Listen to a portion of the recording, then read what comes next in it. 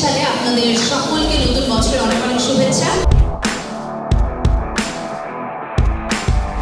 যারা আমাদের সাথে থাকবেন তাদের ভাগ্য পরিবর্তন ইনশাআল্লাহ হবে।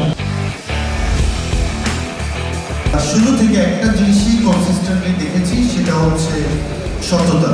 এর মোহাম্মদ সবসময় আছে আপনাদের পাশে। টেকনাফ টু তেতুলিয়া এর মোহাম্মদ আপনার দরজায় গিয়ে আপনাদের সহযোগিতা আমাদেরকে আজকে এই পর্যায়ে নিয়ে এসেছে।